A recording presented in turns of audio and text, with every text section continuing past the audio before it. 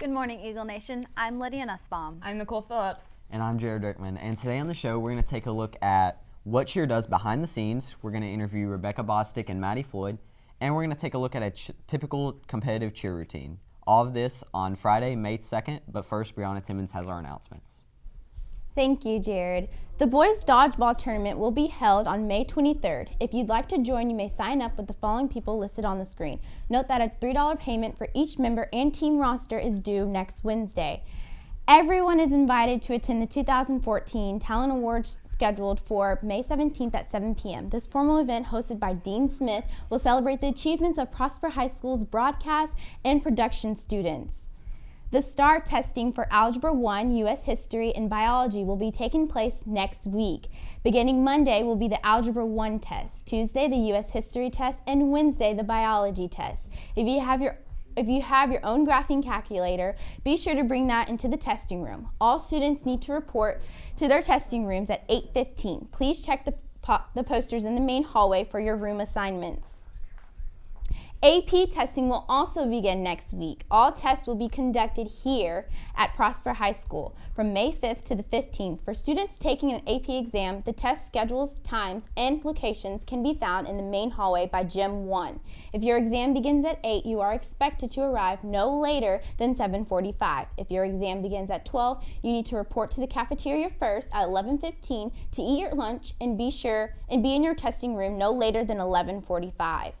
Seniors, if you haven't ordered your cap and gown for graduation, please see Ms. Benavides as soon as possible.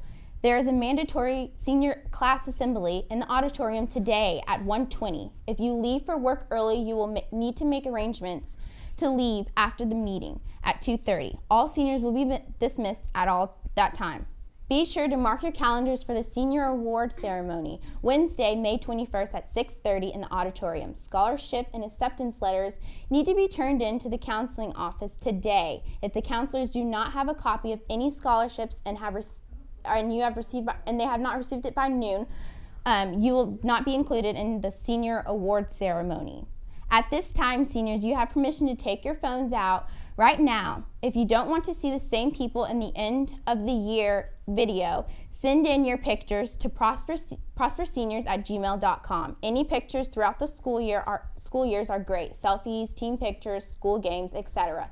Be sure that if you send them from your phone that it has the highest quality, or else it won't be usable.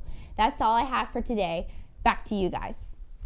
Thanks, Brianna. So I always see the cheerleaders performing at the pep rallies, but I know that they do a lot of behind-the-scenes preparation. Yeah, and I've always wondered what the difference is between cheering at a pep rally versus cheering at a competition. Right. Yeah, I wondered the same thing, so I actually sat down with a few cheerleaders to see what it takes to be on the PHS cheer team. I mean, some people say like cheerleading isn't a sport or whatever, that whole cliche. I think it's kind of a basic misconception, but we work really hard at what we do, and the point is that we make it look easy. I feel like a lot of people think that cheerleaders are kind of ditzy or dumb. I don't think people should categorize cheerleading as being dumb. The general misconception of all cheerleaders is that it's kind of a blow-off activity, because it's not. It's very physically active and physically demanding. Requiring hard work and dedication, cheerleading is no joke. You have to be athletic, I guess, to be a cheerleader, because they're stunning and tumbling. There's more to it than just like cheering on people on the sidelines. And it's probably the challenge. It's a lot of very intricate moving parts, very precisely timed. It's a new way of moving your body.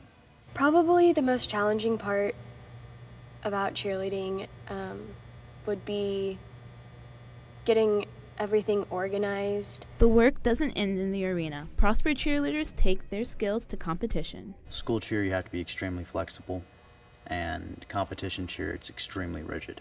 Competition cheer is basically you have a 2.5-minute routine that has a cheer involved, and you have to also have like stunting and tumbling and jumps, and you make a 2.5-minute routine, and you go before judges, and they judge each section of your routine, and you get like so many points for difficulty and execution.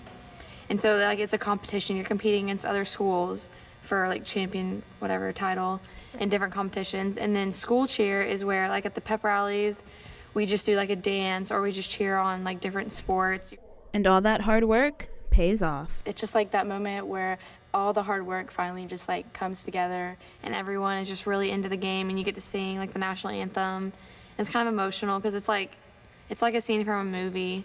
Just the atmosphere, everyone gets so into it, and it's really fun to cheer with the crowd cheering behind you.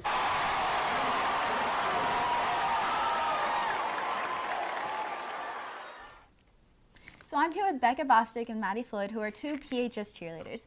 Thank you guys for being on the show today. Thank you for having us. Appreciate it. So I always see you guys cheering on the football team and the volleyball team. What would you say is expected of you guys as cheerleaders? Well, as cheerleaders, Coach Marley sets the standards really high for all of us. And so we have all those responsibilities. We have to make sure that we know all the cheers, all the dances, all the chants, or we can't perform. And I know that you guys perform at these pep rallies. What behind the scenes work is there that has to be done? Well, first we have to go to Mr. Wright and start planning all of our pep rallies, and then we have to get them approved by Coach Brantley. We have to come up with a theme for each pep rally that we need, and then we have to like make a schedule and do stunts, a cheer, or a dance, and make sure that everything's in line. Would you say that we can expect some new changes to some of the pep rallies next year? Yes, we have a lot of different pep rally themes this year that I think everybody will enjoy, so we're looking forward to raising the bar even higher. And so as a senior cheerleader next year having to prepare for these pep rallies, how would you say you're going to train the younger cheerleaders to do the same when they become a senior? Well, for each pep rally, we get assigned, like as a senior, we get assigned a junior on our team, and then a sophomore and a freshman. And so they pretty much help us with the whole process, and that's kind of how we train them. And then as they get older and like move up in teams, they help even more. Great. So I also know that not only is there the PHS cheer team, but there's also a competitive team. Can you explain a little bit more about that? Yes, on the competitive team, we have tryouts separate from like the team tryouts, and last year it was anyone could try out for it, but this year we don't really know yet. And so we have practices on Tuesdays and Thursdays, and sometimes on the weekdays, or on the weekends, and our competitions are normally on the weekends. And well, this is all the time we have today. Thank you so much for being on the show. Thank and you. We'll be right back after this commercial break.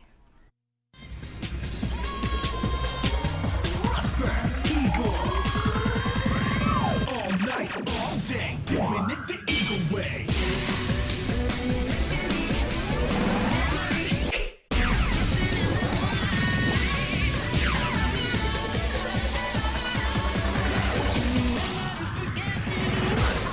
You can't forget about us. We are the Eagles, and you should never doubt us. EAT, come ES. We are the best. Get you back off the wall. Don't you get comfortable. Looking so hot, I feel like I'm like it's my birthday, just when I was so wet. That's a clip of a typical PHS competitive cheer routine. With that, I'm Jared Rickman. I'm Nicole Phillips. And I'm Lydia Nussbaum. Live long and prosper.